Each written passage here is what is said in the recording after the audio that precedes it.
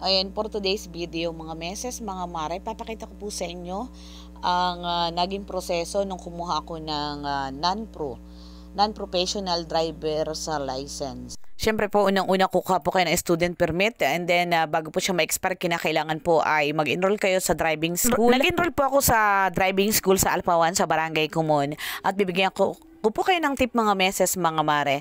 Ayan po, bago po kayo sumakay ng motor, kinakailangan po ay bago nyo isusi yung motor, kinakailangan po i-check ninyo ang gasolina, and then i-on at i-check ang mga placer, busina, preno, syempre ang gulong, titnan nyo ang gulong, and then after po na i-on, mga meses, mga mare, kinakailangan po ay hindi lalapat. Nakita nyo po yung nakatayo dyan na inyong iikutan. Kailangan hindi po lalapat dyan, at saka po ang inyong paa sa lupa or sa semento habang kayo nagdadrive, dahil yung bawal.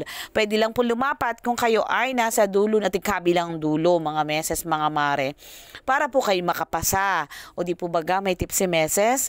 And then after po makapasa ako diyan, mga meses, mga mare, na makuha kong certificate, pumunta na po ako sa Pagsanhan, sa Pagsanhan. Mas advisable po na doon kayo kumuha ng non-professional or professional license, at mas tipid, sabi nga po, mas malapit, o di po baga, tipid pa sa oras. And then po, ang pagdating ko po sa ARESA, kinakailangan bago kayo pumunta ng ARESA, dala nyo po yung certification sa driving school, and then dala po ninyo yung student permit ninyo. Kailangan po yun syempre, at cash, at kayo po yung may babayaran.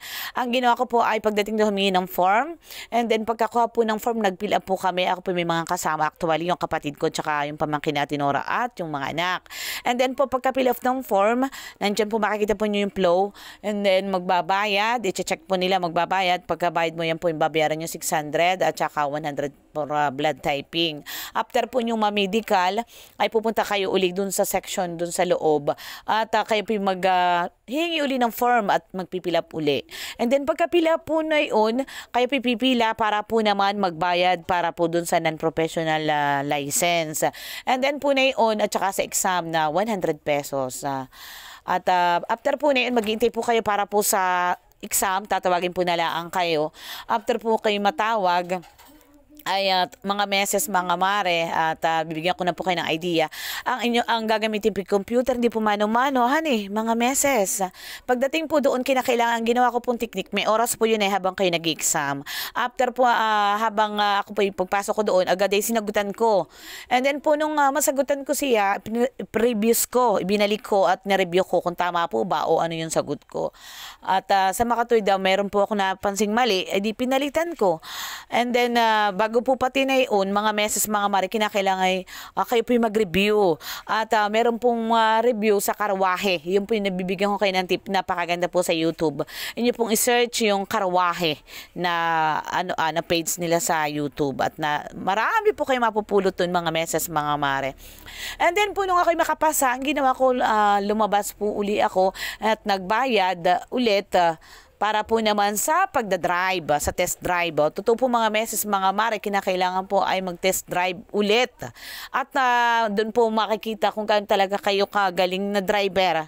Ganon din po ang proseso. Meron po mga signal light, basta marami po kayong, sabi nga po ay pagdadaanan, mga meses.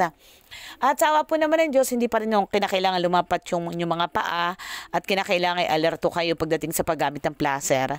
And then, tsaka sa busina, kung kinakailangan gamitin. And then, sawa po ng Diyos, ako po yung nakapasa ulit.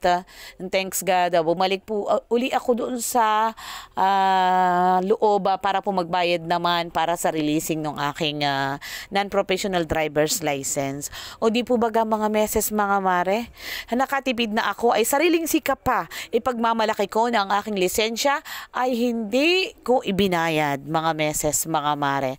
Sabi nga po, lumawak po aking kaalaman doon sa isang linggong pagre-review ko, ay imposibleng walang napadagdag sa aking kaalaman. Sabi nga po, maalam na sa pagdadrive ay nadagdagan pa yung aking kaalaman, mga meses.